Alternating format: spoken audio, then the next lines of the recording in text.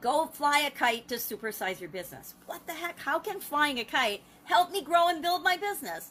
Well, here's how. Go fly a kite is an American slang idiom, usually from about around the 1940s. It's attributed to being used. And it means, go away, leave, stop bothering me, quit pestering me, leave me alone, get out of my face, go jump in a lake. There's all kinds of expressions that we use, at least here in the United States, to tell people to bug off, pee off, F off. It seems that over the last several decades, the way we express ourselves has gotten to be very exclamatory, I guess. Yeah, exclamatory, expurlative, whatever the proper term is. But it means that we don't always tell people to go away in the nicest possible way.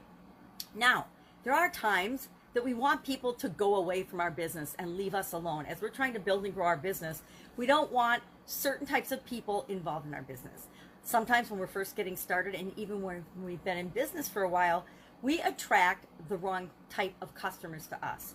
Now, I grew up in the era where the customer is always right, and I actually believed that for a while until I had enough experiences with customers that were so off the wall, so outrageous, so ridiculous in their thoughts, feelings, beliefs, and expectations that I changed my belief and my feeling that the customer is always right. If we're believing in our businesses that don't get me wrong, we always treat our customers like gold, because if it weren't for our customers, we wouldn't be in business. But every once in a while, we will attract the wrong customers to us, or we'll take on customers for the wrong reasons. Maybe we have a scarcity mentality for a while, or maybe something happens in our business and we lose a big customer, or they go to a competitor, or they switch the direction of their business and they don't do business with us anymore, and we get a little desperate and we take on someone that we shouldn't have taken on. Now, it's not their fault, but how we separate ourselves from them. We don't just go tell them to jump in a lake. We don't tell them to go fly a kite. We just don't tell them,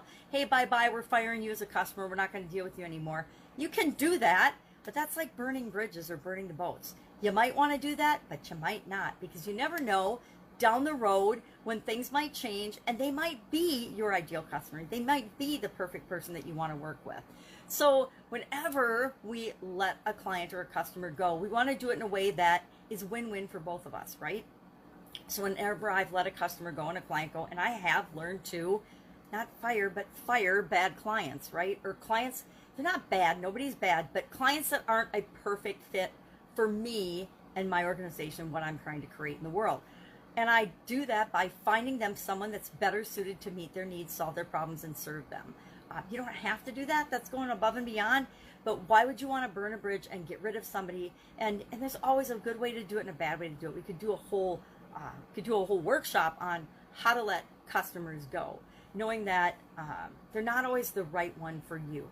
Now, another way that we need to protect ourselves and protect our businesses in order to grow and scale and supersize our businesses is sometimes we actually hire someone or involve someone in our business, maybe a vendor, maybe not, so it works on both ends of our organization, right? Maybe somebody that we're purchasing from or we partner with for a project turns out not to be a perfect fit for us as well. Well, how do we deal with that? How do we terminate an employee? How, when, why do we terminate an employee? Those are really important questions, not from the legality standpoint, although that's a consideration, but because it's the right thing to do. We always want to treat people, no matter who they are, even if they're not a fit for us, the way we would want to be treated.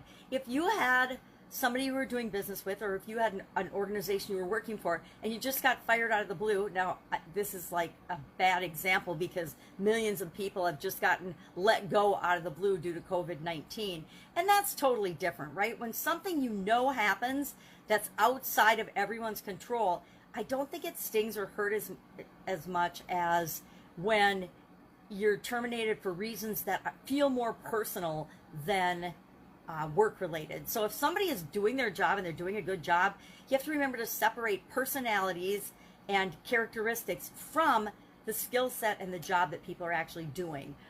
I've seen so many cases where people have gotten fired because other people didn't like them. They were doing an awesome, terrific job, but they didn't fit with the organization. There's a good way to deal with that, and there's a bad way to deal with that. Yeah, you don't want anyone in your culture that is causing disruption in a negative way or that's undermining the success and the credibility of your organization, but you also just because somebody's a little quirky and different, you want people that are quirky and different in your organization. You want people that think differently and have diversity in your organization, or you get this group think and you make bad decisions and somebody will swoop in and wipe you off the map because you're all thinking in step formation and nobody is actually looking at what's going on in the industry and the environment and the business, and you're forgetting to serve people at your highest possible level. So terminations, we could again do a whole day workshop on how to properly let people go from your organization. I've been personally terminated at least a handful of times in my career because I'm pretty old, so it was bound to happen, right? Plus, I'm a little controversial and I am a little different, and so sometimes I haven't fit into a particular environment, a particular organization. And usually it's because I've changed over time. It's not that I didn't fit ever in that organization. It's just that as I've grown and changed and developed in my skills and abilities and thinking, sometimes a place that was a good fit for the situation and the time over a couple of year period ends up being no longer fit anymore. Hopefully that's how we advance in our careers and in our businesses, and that people will come in and out of our organizations maybe for a time. Very few people are going to come into our businesses and stay for their entire career or stay forever. The days of the lifelong employee are pretty much over. You know, I think they disappeared, 4 or 5 decades ago, along with the pensions and the reasons that people would stay and be loyal with an organization. Not only are, businesses like to blame the employees and blame people, but people are not the problem. They're just a reflection of what's been going on in the systemic changes of business and how business works.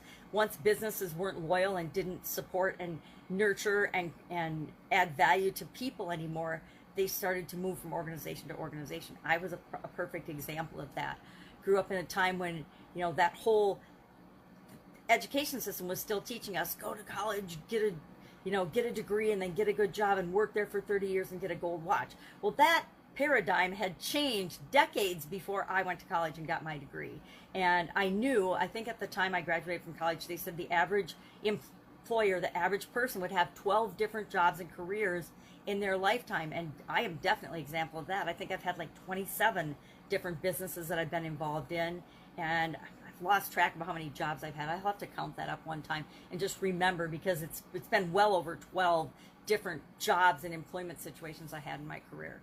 So go fly a kite. There's a good way to tell people to go fly a kite, to get them distracted and away from you so you can do what it is that you want to do, and there's a bad way to do that. I say always do things the way that you would want to be treated, treat people the way you would want to be treated, and if we do that, it's going to be good for them and good for our business, and it'll be win-win. Because guess what? How you treat one person is how you treat everyone. So if you treat one person badly in your dealings with them, no matter what, even if you feel like they're not a fit and that they deserve to get terminated, how you do that shows everyone else exactly who you are and what you want.